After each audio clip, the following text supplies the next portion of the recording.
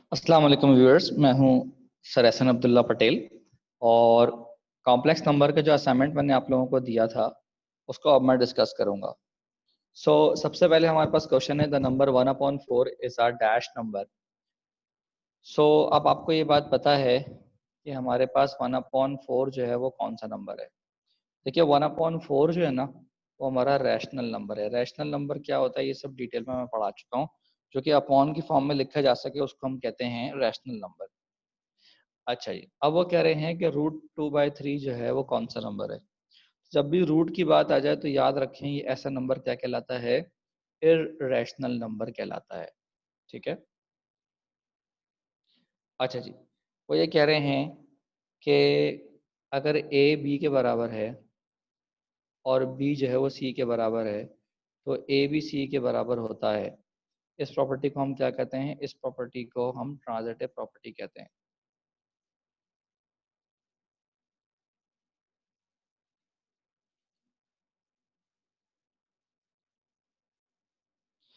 According to dash law, if A and B belongs to real number then either A जो है वो B से छोटा होता है या ए बी के बराबर होता है या ए बी से बड़ा होता है। इसको हम कहते हैं ट्राइकोटोमी प्रॉपर्टी। अच्छा जी,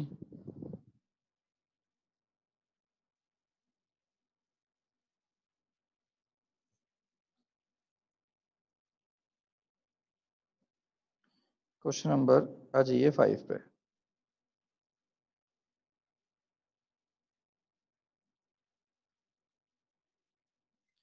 क्वेश्चन नंबर 5 में हमसे क्या कह रहे हैं, according to closure law R positive is not closed under. देखिए आर पॉजिटिव जो है वो किसके अंडर क्लोज्ड नहीं है। देखिए आर पॉजिटिव का मतलब है all positive real numbers. All positive real numbers का मतलब है कि इसके अंदर जीरो शामिल नहीं होगा। जबकि एडिशन में हाँ, अगर हम दो नंबर्स को प्लस करेंगे, दो नंबर्स को सब्ट्रैक्ट करेंगे, एडिशन में करेंगे तो सही है, ठीक है, सारे नंबर्स पॉजिटिव आएंगे। लेकिन जब आप दो नंबर्स को आपस में सब्ट्रैक्ट करेंगे तो हो सकता है आपके पास नेगेटिव आंसर भी आ जाए, जबकि उन्होंने हमसे क्या कहा है, आर पॉजिटिव का है सिर्फ और सिर्फ। ठीक है, यहाँ तक बात समझ में आ गई। अच्छा जी, क्वेश्चन नंबर 6 में कह रहे हैं कि ए प्लस सी जो है वो बराबर था बी प्लस सी के, और ए जो है वो बी के बराबर हो गया। तो इस प्रॉपर्टी को हम क्या कहते हैं, या ये प्रॉपर्टीज आपको याद करनी पड़ेंगी, ऐसा मुझे नाम से याद नहीं है। ठीक है। अच्छा, क्वेश्चन नंबर 7 में क्या कह रहे हैं, जेड बार निकालना है आपको। तो ए प्लस आयोटा बी का जो इमेजनरी पार्ट होता है उसका हम साइन चेंज करते हैं तो ये हो जाएगा A plus iota B. Question number 8 में सिंपल मैग्नीट्यूड का फॉर्मूला पूछ रहे हैं, तो ये होता है √x² + y²। ठीक है जी।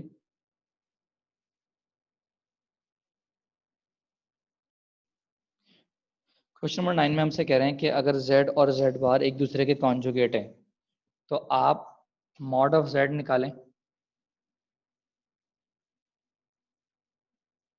या आप कॉन्जुगेट का मॉड निकालें, बात बराबर ही होती है। तो इसका मतलब ये हमेशा आपस में क्या होंगे, इक्वल होंगे। अच्छा, z डॉट z बार कर z बार करें या z बार डॉट z करें, ये प्रॉपर्टी होती है मॉड z का स्क्वायर होता है। वो कह रहे हैं z1 और z2 are complex number such that z1 z2 is equal to 0, then either z1 और z2 आर z1 और z2 और बोथ आर जीरो। जाहिर सी बात है कोई एक जो है वो जीरो होगा तो ऑटोमेटिक जो है उनकी मल्टीप्लिकेशन जो है वो जीरो के बराबर आ जाएगी। क्वेश्चन नंबर 12 में कह रहे हैं कि x+3 आयोटा का जो होल स्क्वायर है बराबर है 2 बाय आयोटा के, और आपने निकालना है x। तो इसके लिए हम क्या करेंगे, इसके लिए हम ये करेंगे कि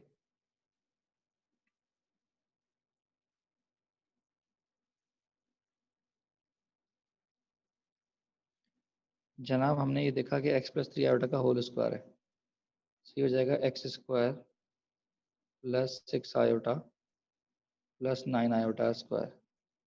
ये हो जाएगा x² - 9 + 6 आयोटा। और आप देख सकते हैं यहाँ पर जो इमेजिनरी पार्ट है वो है ही नहीं, सॉरी रियल पार्ट, जबकि हमारे पास जो रियल पार्ट है वो है x² - 9। सो एक्स स्क्वायर माइनस 9 को हम 0 से इक्वेट करेंगे, सो एक्स स्क्वायर बराबर आएगा 9 के, सो एक्स बराबर आएगा प्लस माइनस 3 के, तो इसका मतलब plus minus 3 is the answer. Question number 13 में मांग रहे हैं मल्टीप्लिकेटिव इनवर्स। मल्टीप्लिकेटिव इनवर्स का तरीका ये होता है कि पहले आप इसको लिख लें 8 माइनस 3 आयोटा, जैसे था वैसे लिख लिया हमने।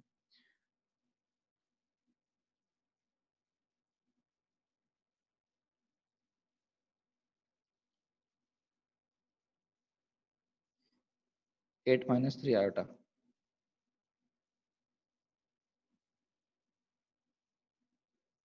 ठीक है। अब इसका कॉन्जुगेट लें तो ये हो जाएगा 8 प्लस 3 आयोटा, और इसको डिवाइड कर दें 8 का स्क्वायर 64 से प्लस 3 का स्क्वायर 9 से, तो जनाब ये हो जाएगा 8/73 कॉमा 3/73। तो इस तरीके से निकलता है इनवर्स। बात समझ में आ गई। क्वेश्चन नंबर 14 में कह रहे हैं Z1 दिया हुआ है, Z2 दिया हुआ है और Z1 प्लस Z2 करने को बोल रहे हैं। तो हम सबसे पहले क्या करेंगे, यहाँ का जो रियल पार्ट है वो है क्या है 4, और यहाँ का जो रियल पार्ट है वो क्या है 5। तो जनाब ये हो जाएगा 9 माइनस आयोटा, इसका मॉड लेना है तो ये हो जाएगा 81 प्लस 1, रूट लगा दें। ठीक है जी, यहाँ तक बात समझ में आ गई।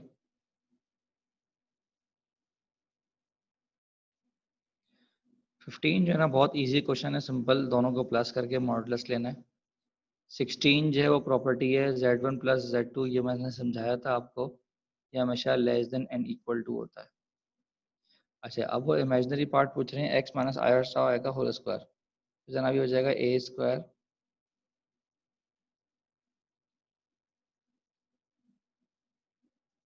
जनाब ये हो जाएगा ए स्क्वायर -2ab और प्लस आएगा वाई स्क्वायर और आयोटा स्क्वायर। तो अगर हम इमेजिनरी पार्ट की बात करें तो हमारे पास जो इमेजिनरी पार्ट है वो यहाँ पर क्या है, ये रहा -2xy। सो मिस्टेक है यहाँ पर, ये आएगा -2xy। ठीक है, यहाँ पर मिस्टेक है। अच्छा जी, क्वेश्चन नंबर 18 में हमसे कह रहे हैं z और z बार जो है वो बराबर है।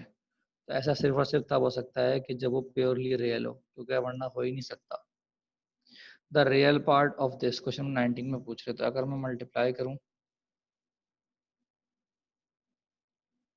तो कैसे करेंगे हम, ये हो जाएगा जनाब, ये जाएगा √5 आयोटा और ये आ जाएगा √6 आयोटा स्क्वायर। ये हो जाएगा माइनस का √6 और ये हो जाएगा √5 का आयोटा। उन्होंने पूछा है रियल पार्ट, तो जनाब ये आएगा माइनस का √6, करेक्शन होगी इसमें। अच्छा जी, वो कह रहे हैं Z1 और Z2 मल्टीप्लिकेटिव इनवर्स हैं एक दूसरे के। तो अगर मल्टीप्लिकेटिव इनवर्स हैं तो Z1 और Z2 की जगह आ जाएगा Z1 का इनवर्स, तो ये बराबर होता है ऑब्वियस सी बात है 1 के, तो 1 लिखें, ये 1 प्लस 0 आयोटा लिखें, बात एक ही है, तो लिखा जाएगा ये 1,0। Okay, 1,0 will be the answer. कह रहे हैं 1 is the multiplicative identity with respect to multiplication, multiplication में होती है। आयोटा पावर 27, 27 को बेटा डिवाइड बाय 4 करें तो आपके पास जो रिमाइंडर है ना वो आएगा 3, तो ये हो जाएगा आयोटा क्यूब, और आयोटा क्यूब आपको बराबर है, बराबर होता है माइनस आयोटा के। अच्छा जी, आयोट अब आ जाइए 23 पे। 23 में क्या कह रहा है, आयोटा पावर 4। देखिए आयोटा पावर 4 जो है ना वो बराबर होता है 1 के, क्योंकि 4 का टेबल है, और आयोटा 36 भी 1 हो जाएगा, और आयोटा क्यूब जो है बराबर होता है माइनस आयोटा के, 1 और 1 कैंसिल हो जाएंगे और सिर्फ आयोटा माइनस आयोटा आंसर आएगा। बात समझ में आ गई।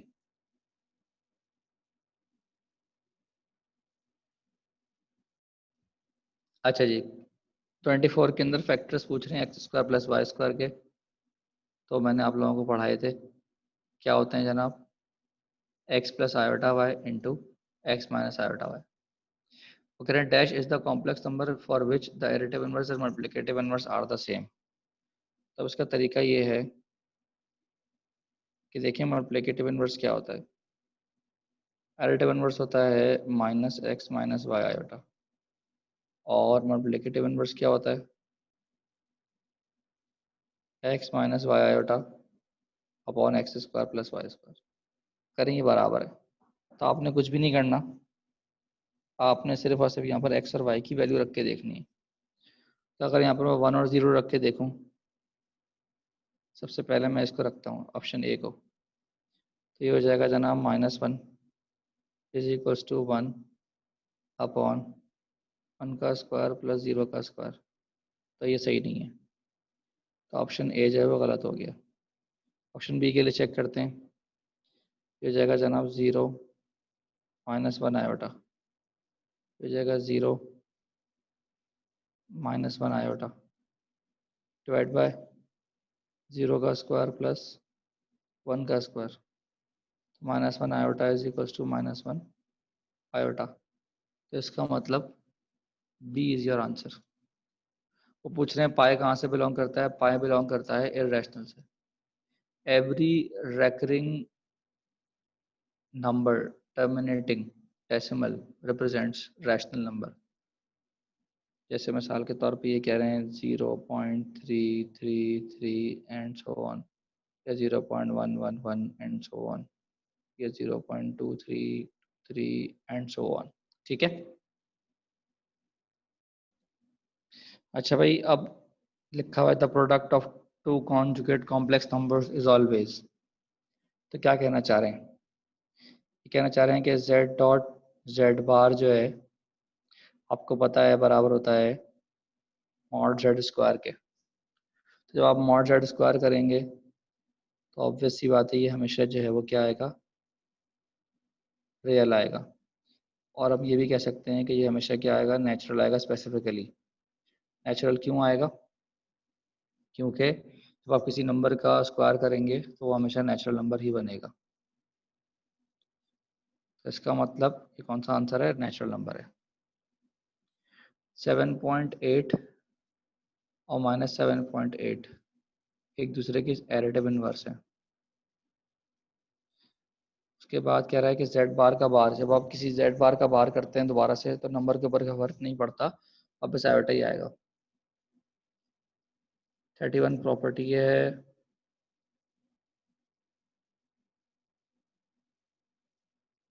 32 में क्या हो रहा है? 32 में हमने क्या किया, इसको लिख लिया 1 प्लस आयोटा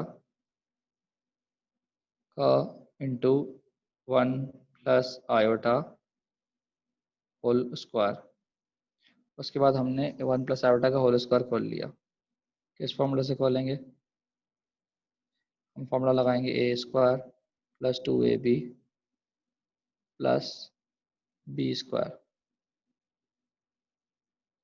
तो आयोटा स्क्वायर 1 कैंसिल हो जाएंगे क्योंकि आयोटा स्क्वायर बराबर होता है -1 के। तो 2 आयोटा 1 से मल्टीप्लाई होगा 2 आयोटा आएगा, और 2 आयोटा जब आयोटा से मल्टीप्लाई होगा तो आंसर आएगा 2 आयोटा का स्क्वायर। जनाब आयोटा स्क्वायर बराबर होता है -1 के। सो आंसर आ गया हमारा, ए इज द आंसर।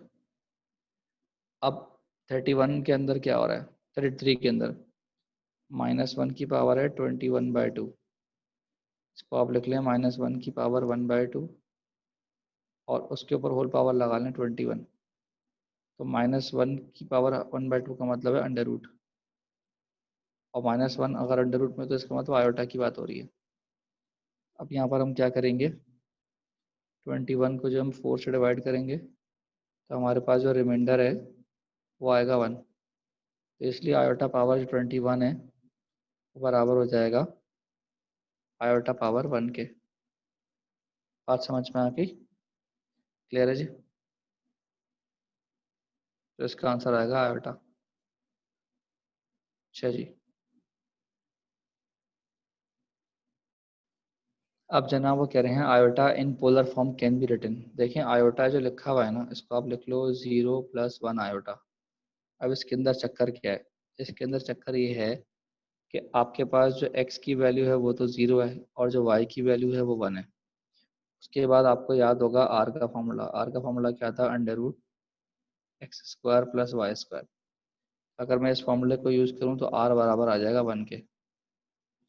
उसके बाद आपको याद होगा कि हम थीटा निकालते थे।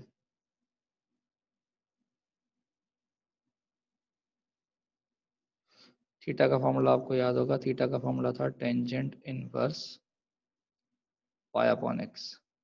ठीक है, तो इस फॉर्मूले को अगर मैं यूज़ करूँगा, मेरे पास जो थीटा है वो आएगा π/2। ठीक है, तो लिखा जाता है जनाब r सिस थीटा, तो आप लिखोगे 1 सिस π/2। इसको आप खोल के लिखना चाहो तो लिख सकते हो cos π/2 प्लस आयोटा साइन π/2। बात समझ में आ गई? क्लियर है जी? 35 में भी बिल्कुल इसी कॉन्सेप्ट से सॉल्व होगा और 36 में भी इसी कॉन्सेप्ट से सॉल्व होगा। जनाब वो कह रहे हैं कि if x is not a perfect square then root x, अगर ऑब्वियसली बात है रूट से बाहर नहीं आएगा तो क्या कहलाएगा? इर्रेशनल नंबर कहलाएगा। अगर the property used in the equation 3 into 7 is equal to 7 into 3 is called, उसको कहते हैं commutative property with respect to multiplication. ठीक है जी, तो जनाब ये थे एमसीक्यूज जो मैंने आप लोगों को सॉल्व करवा दिए। उम्मीद है समझ में आए होंगे। इंशाल्लाह फिर नेक्स्ट क्लास में आगे और सवाल आप लोगों को करवा दूंगा इंशाल्लाह। अल्लाह हाफिज़।